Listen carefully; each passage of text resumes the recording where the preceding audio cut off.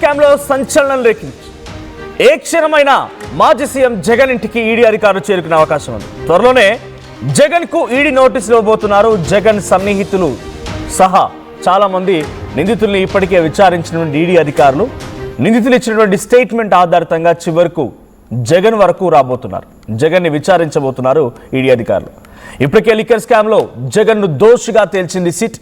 Scam లో 3,500 కోట్లు కొల్లగొట్టారని SIT నివేదికను సిద్ధం చేసింది. 350 పేజీల చార్జ్ షీట్లు కూడా దాఖలు చేసిన సిట్ అడ్డగోలుగా దోచుకోవడానికే కొత్త మద్యం పాలసీని రూపొందించారు అని చెప్పి సిట్ పేర్కొన్నటువంటి ఆ 350 పేజీల నివేదికలో పొందుపరిచింది. ఇప్పుడు ఈడీ అధికారులు దాదాపుగా చాలా మందిని విచారించారు.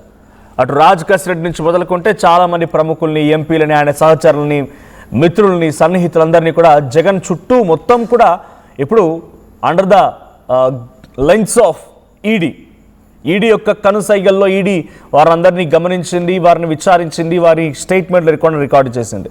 ఇప్పుడు ఆ స్టేట్మెంట్ల ఆధారితంగానే, వాళ్ళు ఇచ్చిన స్టేట్మెంట్ ఆధారితంగానే ఇప్పుడు జగన్కి కూడా నోటీసులు ఇవ్వబోతున్నారు. జగన్ కూడా విచారించబోతున్నట్టు తెలుస్తోంది.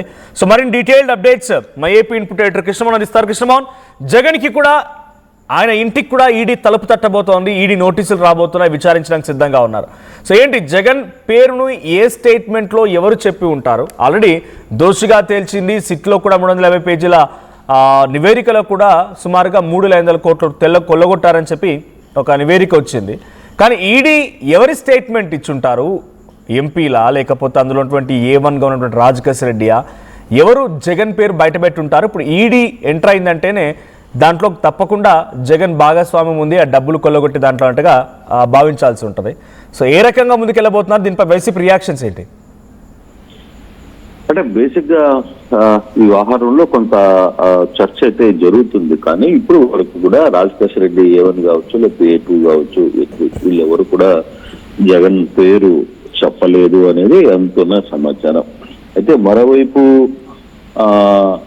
A4గా ఉన్న అప్పుడు అధికారిగా పనిచేసిన తెలంగాణ అధికారిగా ఉన్న వ్యక్తులు కొందరు ఈ పేరు అసలుకి ఏంటి, అంతిమ లబ్ధిదారుడు ఎవరు అనే ఒక చర్చ ఏదైనా చెప్పారా లేదా అని. అంటే మనకు అందుతున్న సమాచారం ప్రకారం అయితే ఆంధ్రప్రదేశ్ మద్యం కోణంలో ఎన్ఫోర్స్మెంట్ డైరెక్టర్ అధికారులు కొంత సీఎం జగన్మోహన్ రెడ్డికి, మాజీ సీఎం జగన్మోహన్ రెడ్డికి ఈడీ నోటీసులు పంపిస్తారు, జారీ చేసే అవకాశం ఉంది.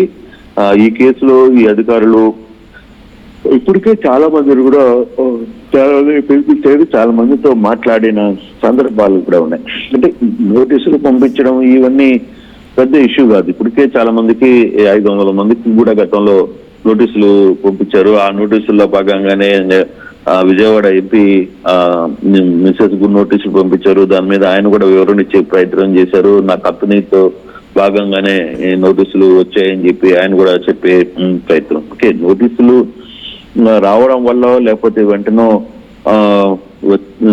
దానివల్ల దానికి సంబంధించిన అధికారులు లేకపోతే వాళ్ళకు సంబంధించిన చార్టర్డ్ అకౌంట్స్, సిఏలో వాళ్ళు వెళ్ళి ఈ వ్యవహారాన్ని తీసుకుంటారు. అయితే అసలు ఇది ఎంతవరకు వెళ్ళబోతుంది అనేది కొంత ఇంట్రెస్టింగ్ గానే ఉంది. అంటే ఇటీవల కాలంలో ఈడీ కొంత స్పీడ్ గా రియాక్ట్ అవుతుంది, చాలా యాక్టివ్ గా రియాక్ట్ అవుతుంది. వరుసగా హైదరాబాద్ లో చాలా మంది అప్పుడు పనిచేసిన వ్యక్తుల్ని, లేదు దీంట్లో ఉన్న వాళ్ళందరినీ కూడా పిలిచి విచారిస్తున్న పరిస్థితులు అయితే మనం చూస్తున్నాం.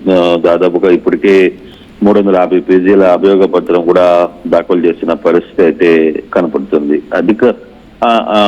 అయితే ఇక్కడ దీంట్లో ఎంతవరకు ఇప్పుడు ఈడీ పూర్తి స్థాయిలో ఎంటర్ అవుతుంది, పూర్తి స్థాయిలో దీనికి ఉన్న వ్యవహారాల్లో ఆయన ఇక్కడ అంతిమ లబ్ధిదారుడు ఎవడు అనేది చెప్పడం ఇప్పటికిప్పుడు కష్టం ఈ దీనికి సంబంధించిన వ్యవహారంలో. కాకపోతే ఒక నోటీసులు ఇవ్వడమో, నోటీసులు ఇచ్చినప్పుడు దానికి సంబంధించిన వాళ్ళు ఎవరైనా వెళ్ళి పిలుస్తారా, లేకపోతే ఆయన నేరుగా రమ్మంటారా అనేది కూడా మనం చూడాలి. కాకపోతే దీన్ని ఏ విధంగా యూటర్న్ తీసుకుంటుంది, దీన్ని ఏ విధంగా ముందుకు వెళ్తుంది అనేది కొంత చర్చ జరుగుతుంది. కానీ ఇటీవల కాలంలో ఏదైతే కేఎన్ఆర్ ని జగన్ కు పిఏగా అన్ని వ్యవహారాలు చూసుకునే కేఎన్ఆర్ ని కూడా సిబిఐ ఇక్కడ కొంత అతను కూడా విచారించింది. అతనితో పాటు మరికొంతమంది వ్యక్తులను కూడా శివశంకర్ రెడ్డిని కావచ్చు, లేకపోతే కొందరు కూడా విచారించిన పరిస్థితి అయితే ఉంది. అయితే వాళ్ళని కూడా ఇప్పుడు ఆ రోజు నాకు తెలిసి టు మై నాలెడ్జ్ ఈ కూటమి ప్రభుత్వం వచ్చిన తర్వాత నుంచి జగన్ నాకు తెలిసి మొదటి విచారణ ఎదుర్కోబోతున్నారు. అంటే ఒక స్కామ్ విషయంలో ఆయన గత ప్రభుత్వంలో ఉన్నప్పుడు తీసుకొచ్చిన ఒక పథకం లేదంటే ఒక స్కీమ్ విషయంలో అది స్కామ్ జరిగిందని మొదటిసారి విచారణ ఎదుర్కొనే అవకాశం ఉంది. దీనిపైన వైసీపీ నేతల రియాక్షన్ ఏంటి? అంటే చాలా వరకు ఆయన కింద మంత్రివర్గంలో ఉన్నటువంటి వ్యక్తుల్లో అంబటి రాంబాబు కానీ, తర్వాత పేరు నాని కానీ, వీళ్ళంతా వంశీ, తర్వాత అందరూ దాదాపుగా కేసులు ఎదుర్కొన్నారు, జైలుకు వెళ్ళారు, కాకానితో సహా వారంతా జైలు జీవితం గడిపారు, బయటకు వచ్చారు. ఇప్పుడు డైరెక్ట్గా బిగ్ బాస్ని కొట్టబోతున్నారు. డెఫినెట్గా ఆయన స్కామ్లో ఇన్వాల్వ్ అయ్యారనే రకంగా ఛార్జ్ షీట్లో ఉంది కాబట్టి. సో డైరెక్ట్ జగన్కే ఈడీ నోటీస్ అనేటువంటి ఈ వార్తతో వైసీపీ నేతల రియాక్షన్స్ ఏంటి? అంటే ఇది నోటీసులు రావడమా లేదు ఇంకా ఈ వ్యవహారం అది ఇప్పటికీ చాలా మంది ఈ కేసులో దాదాపుగా 42 మంది కేసులో ఉంటే A1 గా ఉన్న రాజశేఖర రెడ్డి కావచ్చు, తర్వాత A2 తర్వాత A4 గా ఉన్న మిథున్ రెడ్డి కావచ్చు, లేదు విజయసాయి రెడ్డి A5 గా ఉన్నారు, తర్వాత గోవింద్ బాలాజీ A33 గా ఉన్నారు. ఇట్లా వీళ్ళందరినీ కూడా ఆల్మోస్ట్ వాళ్ళు ఇప్పటికే అంటే ధనంజయ రెడ్డి, తర్వాత కృష్ణమోహన్ రెడ్డి, చెవిరెడ్డి భాస్కర్ రెడ్డి, వీళ్ళందరినీ కూడా ఇప్పటికే అరెస్ట్ చేసి జైల్లో కూడా పెట్టిన పరిస్థితులకు మనం చూసాం. వీళ్ళందరినీ అప్పుడు విచారణలో ఉన్న అధికారి కూడా ఆయన కూడా ఇటీవల కాలంలో ఈడీ పిలిపించి మాట్లాడిన పరిస్థితి, A2గా ఉన్న వ్యక్తిని కూడా తీసుకుని వచ్చి పిలిచిన పరిస్థితి అయితే దీంట్లో మనకుంది. అయితే ఇప్పుడు వైసీపీ రియాక్షన్స్ ఎలా ఉంటే మొదటి నుంచి వైసీపీ రియాక్షన్ చాలా గట్టిగా ఉన్నాయి. ఈ కేసులో అసలు మాకు ఎటువంటి సంబంధం లేదు, తమ నాయకుడికి ఎటువంటి సంబంధం లేదు అనేది వాళ్ళు పదే చెప్తున్న పరిస్థితి లేదు. ఇప్పుడు కొన్ని కథనాలు ఈ రోజు ఉదయం నుంచి అంటే నిన్నటి నుంచి కొంత ఈ వార్తలు రావడం, ఈ కథనాలు వస్తున్న నేపథ్యంలో వాళ్ళ రియాక్షన్స్ చూడాలి. ఇప్పుడు ఇప్పుడు ఏ విధంగా వాళ్ళు ఏం మాట్లాడబోతున్నారు, ఏ అంశాల మీద వాళ్ళు మాట్లాడే ప్రయత్నం చేస్తారు, తర్వాత అసలుకి దీనికి అంతిమ లబ్ధిదారుడు ఎక్కడికి చేరుకున్నారు ఏంటి అనే అంశాలు కూడా చూడాలి. అది ఇంతవరకు జగన్ ఇంటికి నోటీసులు టచ్ చేసే ప్రయత్నం జరుగుతుందా, నోటీసులు ఇచ్చే వ్యవహారం కంప్లీట్ అవుతుందా అనేది లేదు, ఆయన పిలిపిస్తారా, లేదు ఆయనతో విచారించడానికి ఆయనతోనే నేరుగా వచ్చి మాట్లాడతారా అనే అంశాలు ఇంకా తెలియట్లేదు. ఎందుకంటే ఇటీవల కాలంలో మనం కానీ చూసుకుంటే విజయసాయిరెడ్డి హైదరాబాద్ లో విజయసాయిరెడ్డి ఇంటికి కూడా ఈడీ అధికారులు కొంతమంది అధికారులు వెళ్ళినప్పుడు ఆయన కూడా బయటకు వచ్చి డైరెక్ట్ గట్టిగా చెప్పారు ఇది అంతా చంద్రబాబు కుట్ర అని కూడా ఆయన మాట్లాడిన సందర్భం కూడా మనం చూసాం. అంటే ఈక్వేషన్స్ వాళ్ళకుంటే ఎవరు చెప్పాల్సిన స్టేట్మెంట్స్ వాళ్ళు ఇస్తుంటారు. దీంట్లో ప్రభుత్వం చేస్తుందా లేకపోతే ఇంకోటి చేస్తుందా. కానీ ఈ కేసు అయితే దాదాపుగా 3,500 కోట్లకు సంబంధించిన ఈ లిక్కర్ స్కామ్ కేసు ఇది. ఈ కేసుకు సంబంధించి ఏ విధంగా నడవబోతుంది అంటే ఇప్పటికే దాదాపుగా 42 మీద కేసులు పెట్టారు, దాదాపుగా 11-12 మంది జైల్లో ఉన్నారు. రాజశేఖర రెడ్డి దాదాపుగా 1 సంవత్సరం రోజులు జైల్లో ఉన్నారు. 6 నెలల పాటు మన చెవిరెడ్డి భాస్కర్ రెడ్డి అక్కడ ఉన్న పరిస్థితి అయితే మనం చూసాం. తర్వాత మిథున్ రెడ్డి ఎంపీని అరెస్ట్ చేసిన సందర్భాలు చూసాం. తర్వాత ఆయన కూడా జైలుకి పంపించిన పరిస్థితి, తర్వాత ధనంజయ రెడ్డి, తర్వాత కృష్ణమోహన్ రెడ్డి, వీళ్ళందరినీ పంపించిన పరిస్థితి అయితే ఉన్నాయి. అంటే ఇది నోటీసులు ఇచ్చిన తర్వాత దాన్ని ఏ విధంగా ప్రాసెస్ ఉంటుంది, ఈ లోపల సిట్ ఏం చేయబోతుంది అనే అంశాలు కూడా చూడాలి. ఇప్పుడు ఈ కేసుని మొత్తం కూడా చూస్తుంది సిట్ కాబట్టి సిట్ ఈ కేసుకు సంబంధించి ఆర్థిక పరమైన అంశాలన్నీ కూడా దీంట్లో ఉన్నాయని ఈడీకి 350 పేజీల ఒక రిపోర్ట్ ని వాళ్ళకి ఇచ్చిందనేది ఒక సమాచారం ఉంది. సో దాన్ని బేస్ చేసుకుని ఈడీ ఇటీవల చాలా మందిని కూడా ఈడీ పిలిపించిన పరిస్థితి, చాలా మందికి ఈడీ నోటీసులు కూడా ఇచ్చిన పరిస్థితి కూడా మనం చూస్తున్నాం.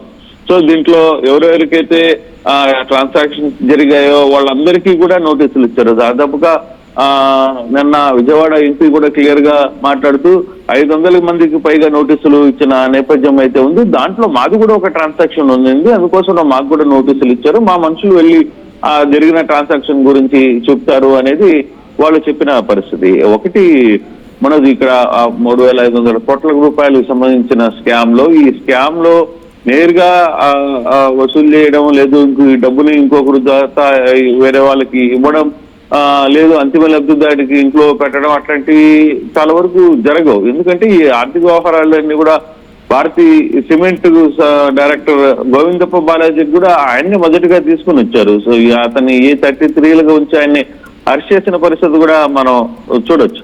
అయితే ఇది ఎంతవరకు ముందుకు వెళ్తుంది? ఈ కేసు సంబంధించిన వ్యవహారంలో జగన్ ని టచ్ చేసే ప్రయత్నం జరుగుతుందా, జరగదా? జరిగితే ఏ విధంగా ఇంపాక్ట్ ఉండబోతుంది? ఒకవేళ మరోసారి అంటే ఇప్పటికే ఆయన మీద కొన్ని కేసులు ఉన్నాయి, ఆ వ్యవహారాలు అందరికీ తెలిసిందే. కానీ ఇప్పుడు ఈ వ్యవహారం మీద మరో కొత్త కేసు నమోదవుతుందా?